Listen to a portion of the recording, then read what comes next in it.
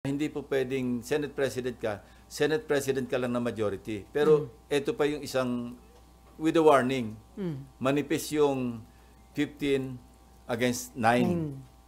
Baka bukas makalawa, ikaw naman yung kinuko. No?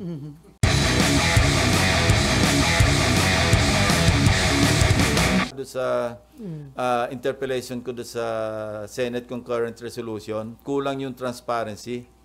Kailangan malaman natin sino ba yung nakarecord din, sino yung individual proponents noong mga insertions, noong mga amendments. Nang sa ganon, tukoy natin pagka may nangyaring problema doon sa proyekto, alam natin kung sino nag-insert, lalo na kung ghost. Kung ikaw ang nag-insert dyan, ikaw ang proponent ng amendment, dapat binantayan mo yan.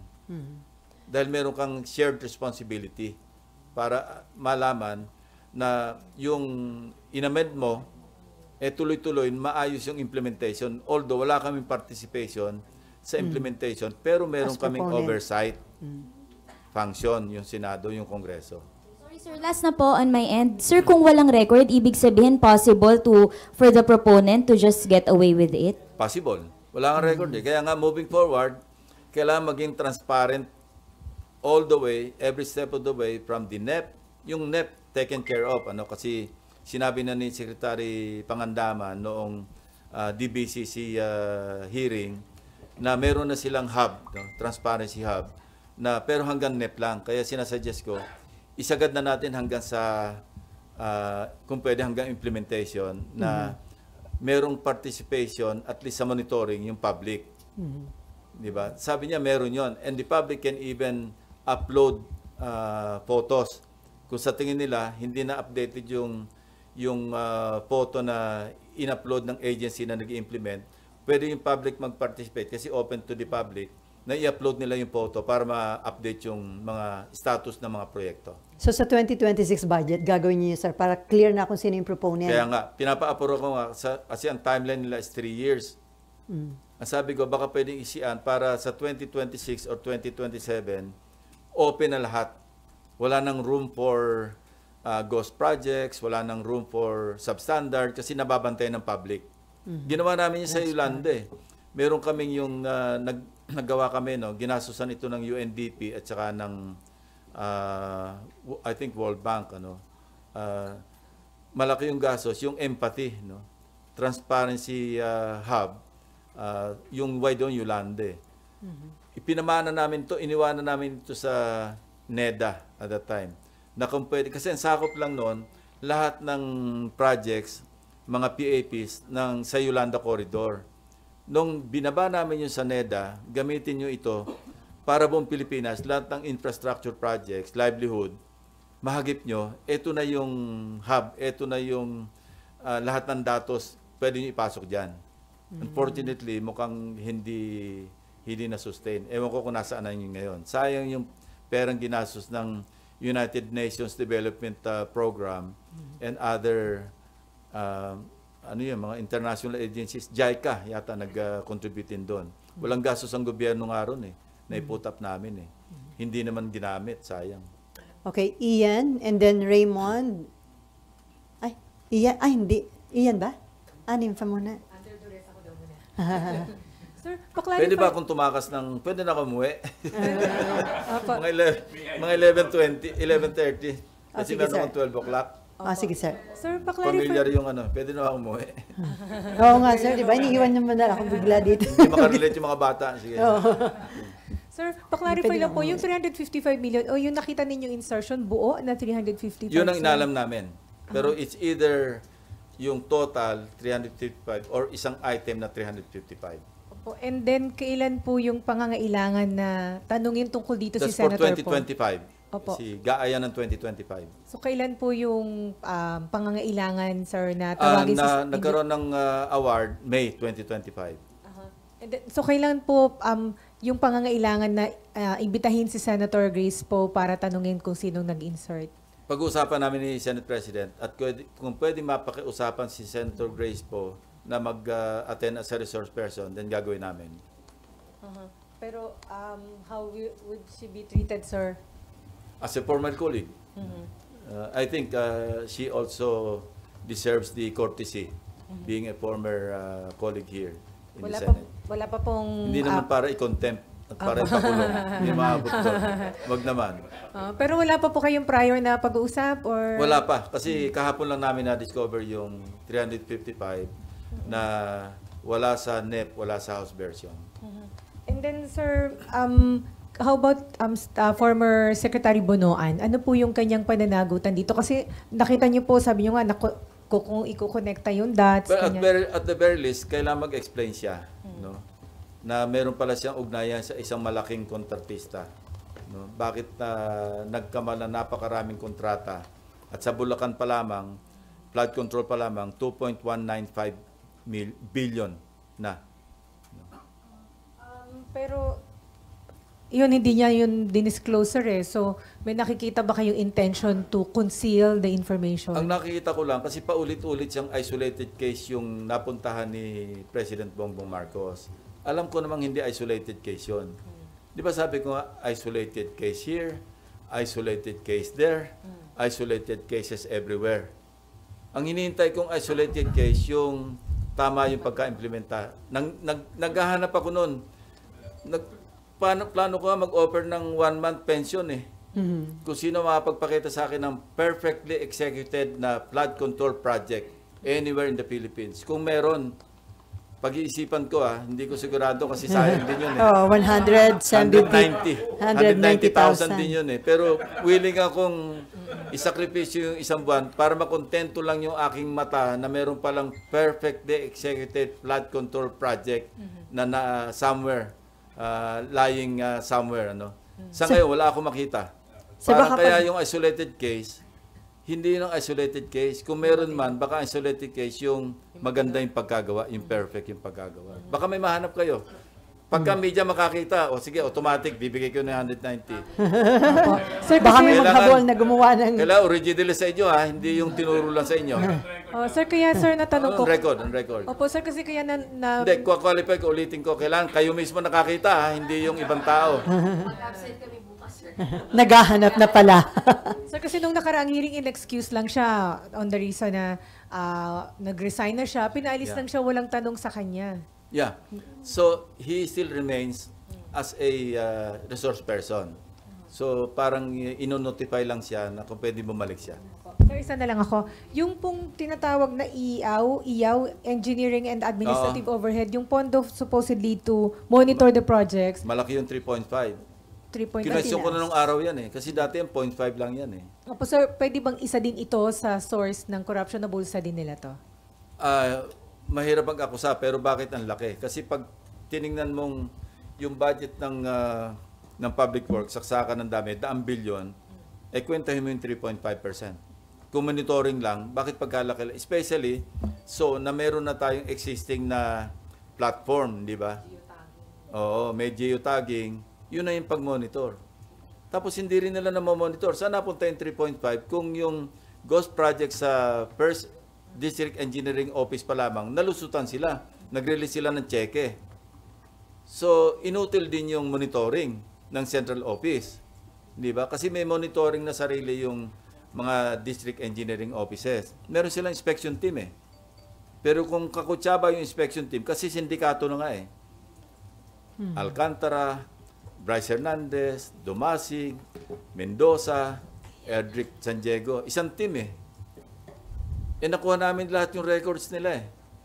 Sa Bulacan eh. Official record na kung saan nagbayad kayo, ang clearing instruments, bakit alam natin peke? Ba't yung binayaran? Okay, Ian. Ayun. Hello, sir. Good morning. Bago ako pumunta doon sa isang tanong, dahil may binanggit na kayo doon sa mga BGC boys.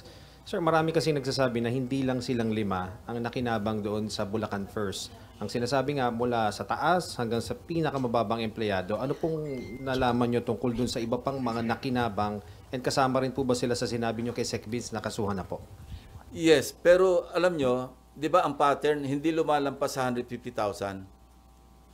Kasi pag nagbagsak yung funder, yung proponent, nagbagsak siya halimbawa kung ilang bilyon, may usapan na yun eh. Para hindi na lumampas sa threshold ng kayang i-implement ng District Engineering Office, hindi lumalampas ng 150 million kasi ang threshold nila 150. Pag lumampas 150 hanggang 450, region eh. Kaya, So bihira kayo makakakita ng more than 150, di ba? 77 million, 140 something million, 98 million. Walang lumalampas kasi kontrolado nila pag-implement, pag-monitor, pagbayad. So ngayon, ito yung day of reckoning. Kala nila, lusot sila all the way. Ang malas nila, mukhang may nakialam sa taas na nagbagyo ng 3 sunod-sunod, mukhang nagalit na si God eh. Bakit nagkasunod-sunod si Crising, si Dante, si Habagat, Emong? Tapos may habagat pa.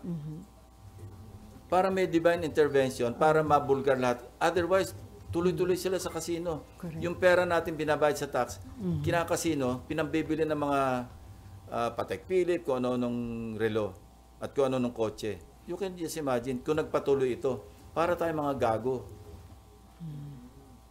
Pero Senping, yung mga lower than kina Bryce, yung mga iba pang mga tauhan Hindi, doon. yun na nga yung team niya eh. Yun ang lower eh. Si Dumasig, I think, one of them, project engineer. Merong si Erdrick San Diego, siya yata yung lab tech. No? Parang siguro, taga-check. Hindi lab na LOB, LAB. Nag-isip eh, Yata nag-isip. Yun yata. Pero I mean sir, yung mas mababa pa daw, meron pa daw. Naabot ba ng mga tropa natin? Yung 5 yon ang lumabas sa, yung sila may mga aliases eh, sa casino. Tapos sila yung mga signatories eh. So, we go by where the evidence brings us eh, di ba? Kasi kung hindi naman hagip ng ebidensya, pangit naman na sabihin natin kasama sila. So, kailangan kasama sila sa resibo. okay, Raymond. Last na lang sa akin. Sir, ang lumalabas kasi sa mga nauna ng report, 142 billion ang insertion ng Senate. So, Yes. do you think... Baikan pa lang yon. Oo, pero do you think hindi lang 2 senador ang pinag-uusapan natin dito? And I don't know. paano kung mas maraming senador pa nga ang I lumabas? don't know, mawalan kami ng quorum. Hindi sir, pero seriously talagang... No, seriously. Baka mawala ng quorum kasi kung kasuhan sila halimbawa Sandigan Bayan at plunder o kaya malversation o masama sila doon sa non-bailable na kaso, Makukulong. hindi ko sinasabing aabot sa walang quorum. Pero kung, ang sabi ko nga, pag nag-imbestiga tayo, dapat naka-blindfold tayo, hindi pwede yung, di ba, nakapit yung isang mata para hindi mo makita yung kaliwang side sa kabilang aisle. Dapat hindi ganun. No? I think our colleagues understand that, no? Where I'm coming from. Kasi ba't pa tayo magsasagawa ng investigation kung mamimili lang tayo? Parang hindi naman fair do sa pinili natin, di ba? na maraming senador yon kasi No, sabi nyo nga 355. I won't get there, no. Ikaw lang nagsabi, kaya sabi ko lang in answer to your question, kung ganun tayo dadali doon tayo dadali ng ebidensya, wala tayong magagawa, di ba? Pero so dahil sa inyong determination na malaman lahat ang involved dito, Well, it's about time, wala It's bang about effort time. na patigilin kayo sa investigasyon? Meron Wala bang naman. wala naman? Wala naman. Sir, lastly, Kasi all-out support naman si Senate President. Kasi nag-usap na kami eh. It's about time na ayusin natin. Huwag yung napopulaan tayo na napopulaan. Especially so na yung magnitude, this is already beyond the Senate eh. Ano na eh. Kikilabutan ka doon sa, isipin mo, almost 2 trillion pesos yung for the past 15 years ba yun? Yeah, kasi 2011 namin sinimulan, di ba? 2011, 15 years. Kung kukwentahin mo na parang more than 50% or more than 60%, magkano yung 60% ng 2 trillion? Di ba katakot-takot yung inubos na pera na kung kani-kanino napunta, tapos nalulunod yung mga kababayan natin, naglilimas ng tubig baha, palabas ng bahay. Meron pa iyan? Kasi 10 minutes na lang meron sorry, tayo. last na, sir. Sir, paano nga kung may other way pa ba na malaman yon kung sino nag-insert? Kasi nga, sabi nyo nga, wala namang record. Magagaling yung mga staff ko. Palagi ko, basta't kayang abutin, maaabot nila. masisipag, magagaling, at hindi mo na sasabihan ng yung specific. They know what to do. And I'm always with them pag nagdi-discuss. Hindi ako yung tipong darating na lang sa akin yung manuscript at yun na lang gagamitin ko. Wala akong kaalam-alam kung saan ang galing. Hindi rin ako ganon. Ako, I stay with them even past midnight or before midnight. Basta gusto ko kasi alam ko yung pinagmulan eh. Latag talaga lahat eh. At ako, nagsasabi ko sa kanila na huwag kayong tumigil dyan. Hindi pa ako kontento dyan. Kaya nga, di ba, ang daming layers na inabot. Sabi ko nga, hindi pa sapat ito. Although sapat na, hindi pa rin sapat. Puntahan nyo pa rin. Gusto ko pa rin makita kung ano itsura. Okay, Raymond, Asher. And then Asher. Ay, tsaka Sir, good morning. Doon sa may ilang concerns lang na parang in the past kasi para bang 15 yung pinangalanan ni Presidente na contractors. Kaya lang parang bakit masyado daw nafo-focus masyado sa mga diskaya. Now that you are the Blue Ribbon Chair, masitiyak ba natin na yung bang lahat sila, yung Yes. pangalanan doon ay mabubusisi ng uso? Maski nga yung wala doon sa 15, di ba? Nandun sa 15 yung Darcy. Wala. Maski wala sa 15, WJ, papatawag natin. No, rest assured na hindi lamang ang focus. Kasi sila yung, ewan ko bakit sa kanila na-focus eh. Hindi ko rin maintindihan eh. Hanggang sa napunta pa nga gagawing state witness. Hindi ko alam. Sir, additionally, doon sa issue ng, kasi ang pinag-uusapan natin is 22 to 25. What about kung may mga lumabas mag-backtrack?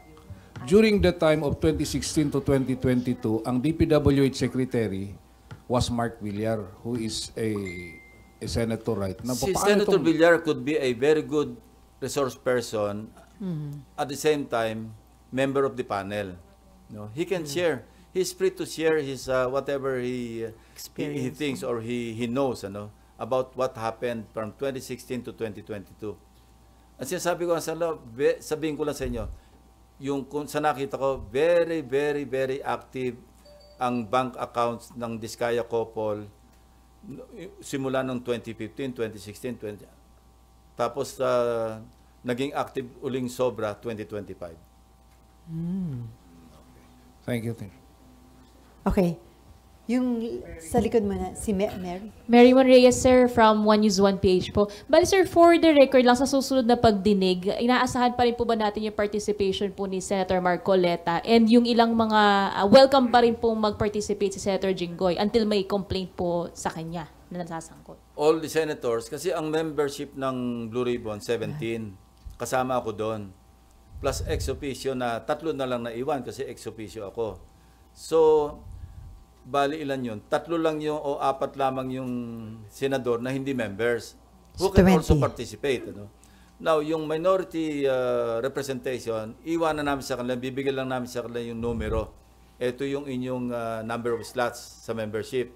Kayo rin ang bahalang pumili kung sino yung vice chairman.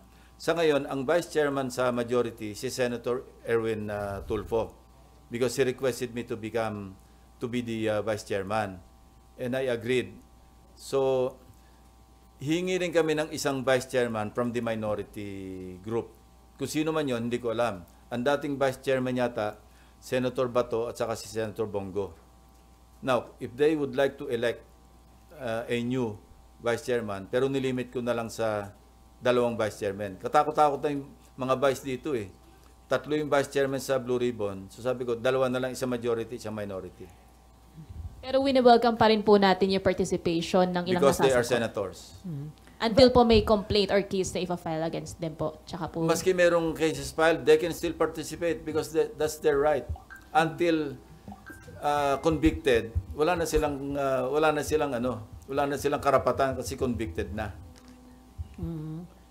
Asher? Final conviction, Okay na. meaning Supreme Court, yung affirmed by the Supreme Court.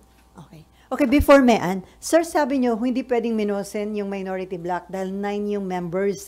Ilan na nga kailangan, pwede nang magpalit, Yun ang diba? sinabi ko kay Senate President. Sabi ko, 15 tayo, siyam sila. Huwag mong minosen yung 9. And ang attitude din ni Senate President, ito na pag-usapan natin. wag natin baliwalain kasi mga kapwa senador yan. No? Tratuhin natin sila, ikaw, kasi you are the Senate President of the entire Senate, of all the 23 other senators. Dapat yan, and he agreed, ganyan naman talaga yung attitude niya, no? Na hindi po pwedeng Senate President ka lang na majority. Pero ito pa yung isang, with a warning, manipis yung 15 against 9. Baka bukas makalawa, ikaw naman yung kinuko. No? Kaya yung naging biruan nga dyan, wag mong kukunin majority leader si Joel Villanueva kasi 2 beses ng majority leader yan na nakuko yung kanyang Senate President. Pero so doon sa Aminado naman siya eh.